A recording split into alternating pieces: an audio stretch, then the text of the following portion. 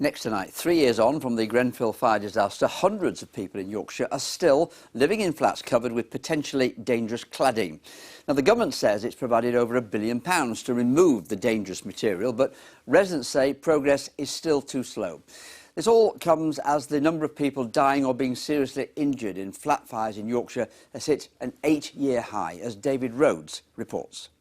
A home should be where we feel safest, but for Maxine and hundreds of others, the exterior walls of their flats are dangerous. These buildings weren't built for evacuation in the event of a fire, even if you're alerted early that you might die.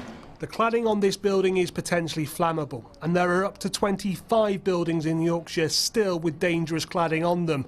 In the event of a fire in one flat, the cladding could potentially spread the blaze to the whole building. In the event of the fire, you'd be able to go out onto the balcony so you'd be able to breathe and maybe escape, or the fire brigade would be able to get you out. But the more you read about some of the issues with the flammable cladding, you realise that fire can spread so quickly, and potentially the balconies on the front of the building could set on fire, so that's trapped one escape route. The management company for this building says it's installed fire wardens and it's changed the evacuation policy. The death of 72 people at Grenfell Tower in 2017 has placed in sharp focus fire safety.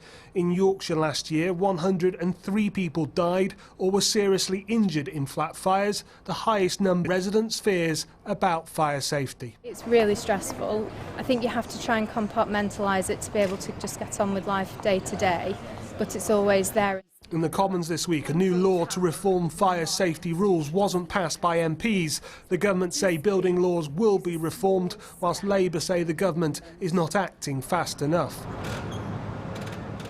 This apartment block in Leeds is having dangerous cladding removed, but the cost of remedial work for a single building can in some cases run into millions of pounds.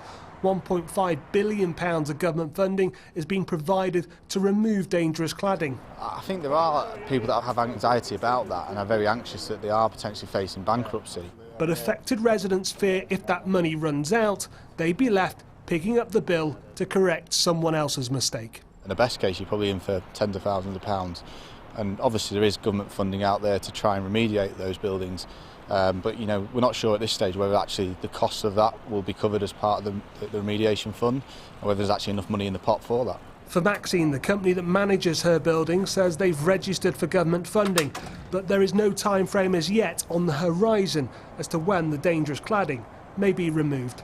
David Rhodes, BBC Look North, Leeds.